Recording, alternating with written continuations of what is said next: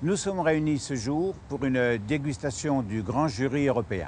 Vous ne verrez jamais dans les revues de vin qui sont financées par la publicité un comparatif entre des premiers crus classés et des vins de crus bourgeois, crus artisans qui sont des petits vins, comme je dis entre parenthèses, au point de vue réputation, au point de vue marque, mais qui font des vins d'une grande qualité gustative. Le sommelier-chef va décapsuler toutes les bouteilles, va les ouvrir une après l'autre et M. Durion va vérifier que le millésime marqué sur le bouchon correspond bien au millésime qui est marqué sur l'étiquette.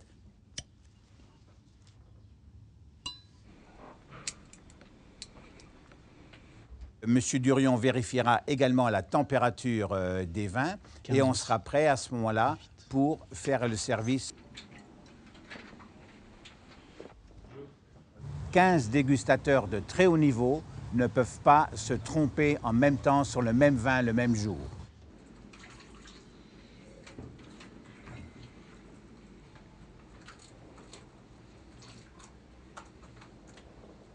Monsieur Christian Roger, qui est un Français qui habite à Milan, financier, qui a un fonds sur les investissements en vin. Orazio Vagnozzi, qui est le patron pour l'Italie de KPMG, série Grand Amateur. Laurent Violette, le créateur de ces verres, un jeune plein de promesses, un spécialiste des vieux millésimes, qui est négociant à Bordeaux.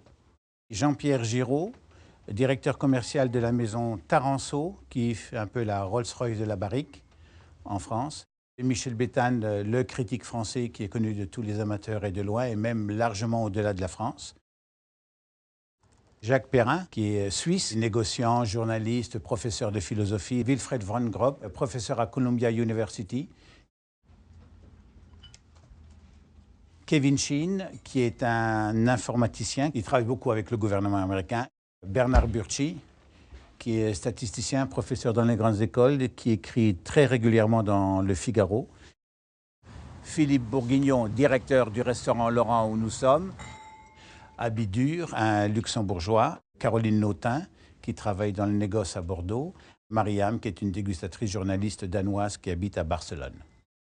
Olivier Poussier, meilleur sommelier du monde.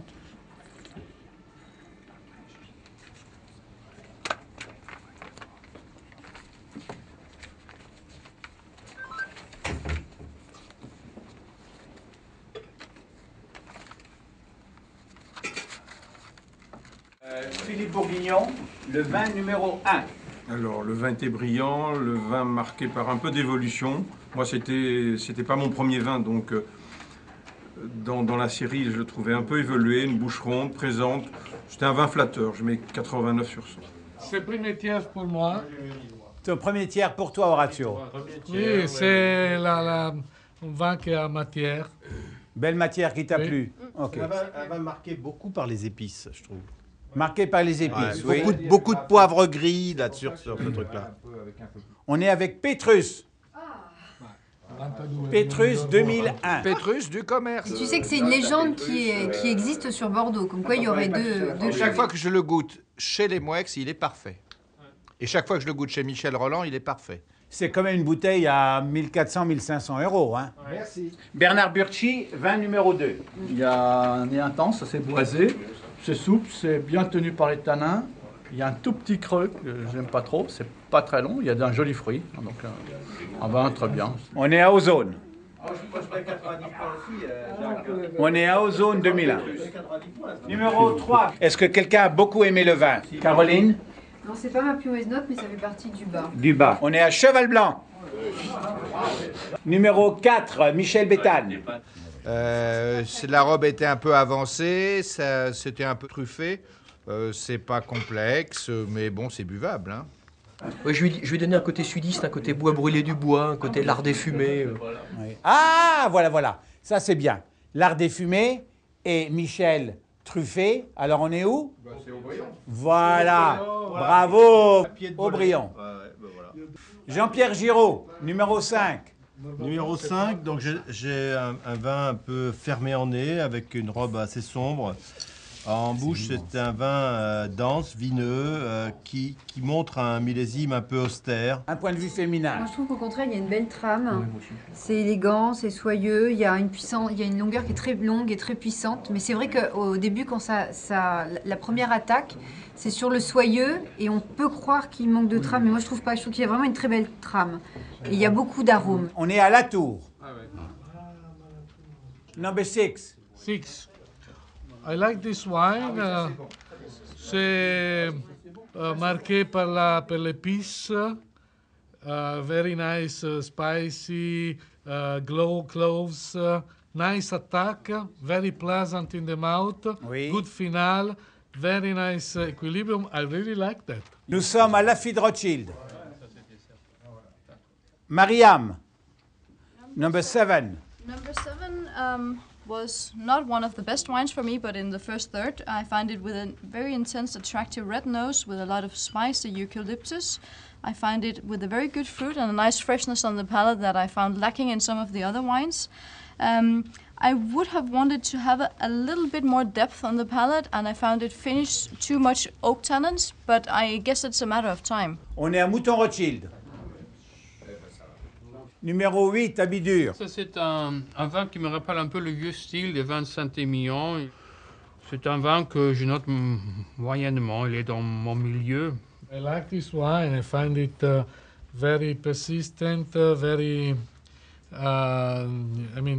salty, elegant, long on the palate, a little bit austere, a little bit dry, but I love that. La Mission Brion. Numéro 9, Christian Roger. C'est un des vins qui m'a le plus posé de problèmes. J'ai dû le regoûter plusieurs fois. Je sais pas, j'arrivais pas. C'est un nez de café, une attaque qui au départ était un peu acide. En milieu, c'était un peu mince. À la fin, ça se gonflait, ça devenait presque trop lourd. C'est un vin difficile à noter. Je sais pas, j'ai mis ça dans le haut de mon troisième tiers. Le style nadalier, ça, avec beaucoup de... au niveau du tonnelier, ça ressemblerait plutôt à Château Margaux. Bravo, tu l'as trouvé, c'est Château Margaux. Numéro 10. Ce qui est impressionnant avec ce vin, c'est la capacité à avoir conservé son fruit et sa couleur aussi jeune et aussi dense. Voilà, il a une jeunesse. Avec une vinosité que les autres n'avaient pas. Et il l'a toujours, extrait. Il a une matière hyper agréable. Une matière hyper agréable, plein de plaisir. Kevin, Il est juteux. Well, this actually was my favorite wine. Since this was double blind, I almost thought it was like Pinot Noir. It has just beautiful fragrance, great concentration, great palate, very silky. I love the wine and I give 96. Highest score. sa meilleure note à Kevin. Ouais, c'est l'Angélus ou quoi? Non. On est à Régnac. On est à Régnac. Un vin à 14 €, alors que mon Pétrus était à 1300 et quelques, même plus.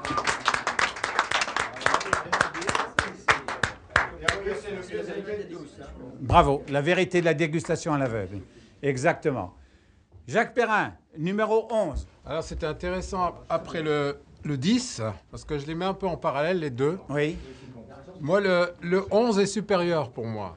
Oui. Pour moi, c'est dans l'absolu ma meilleure note, parce que ce vin, il a tout. Michel, c'est sur celui-ci que je trouve qu'il y a un côté rhodanien, sous le côté un peu à la Marseille Pigalle, un peu lardé fumé comme ça. Il est charnel, il est sensuel. Avec le numéro 11, on est à Angélus. Bravo. Excellent. Angélus. Parfait. Parfait. Alors maintenant, on va prendre Béthane. Voici les résultats de la dégustation à l'aveugle des Grands Bordeaux 2001. Premier, Angélus. Deuxième, Régnac. Troisième, Lafite Rothschild. Quatrième, Latour. Cinquième, Ozone. Sixième, Mouton Rothschild. Septième, La Mission Brion. Huitième, Pétrus. Neuvième, Aubryon. Dixième, Margaux. 11e, Cheval Blanc.